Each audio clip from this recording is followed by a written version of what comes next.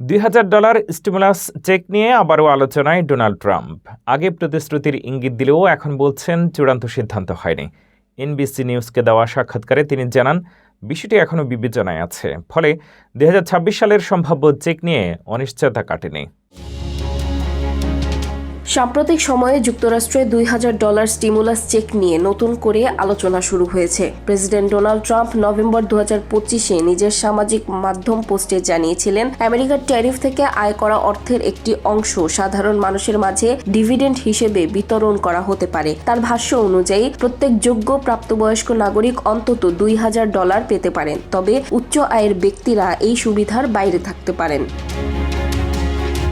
কিন্তু ফেব্রুয়ারি ২০২৬-এ এনবিসি নিউজকে দেওয়া এক সাক্ষাৎকারে ট্রাম্প কিছুটা ভিন্ন সুরে কথা বলেন। সাংবাদিক টম লামাস যখন সরাসরি জানতে চান তিনি কি এ বিষয়ে নিশ্চয়তা দিচ্ছেন, ট্রাম্প বলেন তিনি বিষয়টি গুরুত্ব সহকারে বিবেচনা করছেন, তবে এখনও চূড়ান্ত কোনো সিদ্ধান্ত নেননি। তিনি এটিকে ওয়ারিয়র ডিভিডেন্ড হিসেবেও উল্লেখ করেন।